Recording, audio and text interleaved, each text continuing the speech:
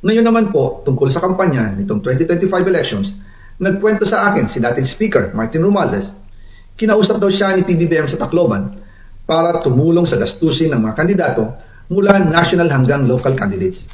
Ang sagot ni Speaker, naibigay na niya ang SOP collections sa Bureau of Customs na umabot sa 11 billion pesos. Dagdag pa dyan, may 9 billion pesos collection mula sa sugar na ayon mismo sa kanya ay pinaghahatian lang ng 5 kumpanya para makontrol nila ang presyo ng asukal sa merkado. At iba pa ang kita mula sa importasyon ng sibuyas na hawak naman ni Martin Araneta, kapatid ni First Lady Lisa Araneta Marcos. Kung matatandaan ninyo, noong 2022, nagkaroon po ng investigasyon sa Kamara na pinangungunahan ni Congressman Toto Swansing dahil sobrang taas ng presyo ng sibuyas. Umabot ng 600 pesos kada kilo. Gayong dapat ay nasa 80 pesos lang. Doon lumabas ang pangalan ni Martin Araneta bilang isa sa mga nasa likod ng kontrol sa importasyon ng sibuyas. Pero hindi po natuloy ang investigasyon. Ang sabi ni Speaker, tinawagan daw siya ni First Lady Lisa Marcos at ipinapatigil ang investigasyon. Kaya walang natuloy at walang naparusahan. Dahil pala, kontrolado ng kapatid ng First Lady ang importasyon ng sibuyas. Ganito rin po ang nangyari sa bigas. Noong April 2023, nagsimula nang tumaas ang presyo ng bigas. Kaya iminungkahi ko kay Speaker Martin Romualdez na kung pwede ay mag-angkat tayo ng 13 million metric tons para sa buong taon. Ang layunin ko po ay mapababa ang presyo ng bigas sa 22 pesos kada kilo. Pero hindi po ito inaprubahan ng Pangulo noong sila ay nasa Clark.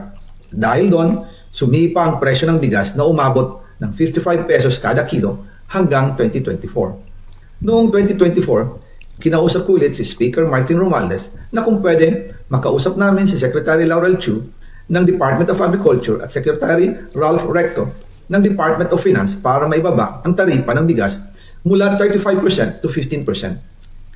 Sinabi ko kay Speaker Martin Romualdez na kung pababayaan natin ang patuloy ng pagtaas ng presyo ng bigas at umabot ito sa 60 pesos kada kilo, siguradong magagalit na ang taong bayan. Posibleng magrevolusyon na ang mga tao at tiyak na maapektuhan dito ang mga kandidato ng administrasyon sa 2025 elections. Isa sa mga patunay na hindi na masaya ang taong bayan ay ang pagbaba ng approval rating ng Pangulo noong panahon na iyon dahil sobrang taas na ang presyo ng bigas. Nangyari po ang meeting at halos inaabot kami hanggang alas 2 ng umaga, nakikiusap, nagpapaliwanag. Buti na lang, matapos ang matagal na negosasyon, pumayag din sila. At di nagtagal, inanunsyo na rin sa publiko na ibaba ang nangbuwis sa bigas. Ngunit, matapos ang 4 hanggang 6 na buwan, hindi pa rin bumababa ang presyo ng bigas. Kahit ibinaba na ang taripa nito, kaya iminungkahi ko kay Speaker Romualdez na magpatawag ng investigasyon tungkol sa bigas sa pamamagitan ng Quinta Committee hearings. Habang iniimbestiga nito ng Quinta Committee na pinamumunuan ni Congressman Joey Salceda, bigla na lang itong pinahinto ni Secretary Kiko Laurel Chu matapos niyang ipakita ang isang confidential report. Nakasaad dito na si First Lady Lisa Marcos mismo ang may hawak sa mga rice importers. Ayon kay Secretary Laurel, maaapektuhan daw ang First Lady kung itutuloy ang investigasyon dahil kasama raw nila sa Vietnam visit ang ilang importer ng bigas at nag-dinner pa raw sila roon. At noong araw din yun, tumawag si Congressman Sandro Marcos kay Speaker Romualdez upang ipatigil ang House investigations tungkol sa bigas as instructed ng Pangulo. Magkasama kami ni Speaker Martin Romualdez nang tumawag si Congressman Sandro Marcos. Dumating din si Secretary Laurel Chu sa Manila Polo Townhouse at doon siya pinagalitan ni Speaker dahil inilabas niya ang confidential report na nagdidiin sa First Lady sa issue ng rice smuggling. Humihingi ng paumanhin si Secretary Laurel Chu at sinabi niyang, pasensya na, masyado akong naive. Doon namin naintindihan kung bakit. Kahit ibinaba na ang import tax ng bigas mula 35% to 15%, ay hindi pa rin bumababa ang presyo sa merkado dahil pala sa dami ng SOP at remittance na ipinapasa sa bawat transaksyon. Dagdag pa po, maraming importers ng isda ang nagre-reklamo dahil kontrolado ito ng kaunting kumpanya lamang.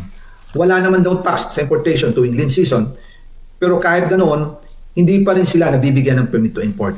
Ang mga kaunting kumpanya na ito lang ang nabibigyan permit to import. Dahil dito, kontrolado din ang presyo ng isda At ito din ang dahilan kung bakit mataas ang presyo ng galunggong. Mga kababayan, hindi dapat naghihirap ang Pilipinas. Hindi dapat ganito kamahal ang mga pangunahing bilihin tulad ng bigas. At higit sa lahat, hindi dapat nagugutom ang mga Pilipino. Wala silang malasakit sa taong bayan, lalo na sa mga mahihirap. Inaabuso ang kapangyarihan, nagiging negosyo ang pera ng taong bayan. Masakit man tanggapin, pero ito ang katotohanan. Ang pinakamakapangyarihang pamilya pa mismo ang sangkot sa ganitong sistema. Mula sa Pangulo, First Lady, hanggang sa anak, sila mismo ang nagtatakda, kumukontrol, at nakikinabang sa mga transaksyon dapat sanay para sa kapakanan ng sambayanan. Hawak at kontrolado nila halos lahat ng ahensya, kaya nagagawa nilang itago ang katotohanan. Sa mga susunod na araw, marami pa po akong isisiwalat. Maraming salamat sa inyong oras at patuloy na pag-unawa. Naway, magising tayo sa katotohanan at sama-sama nating hanapin ang hustisya para sa bayan. Diyos mabalos po sa Indogabos.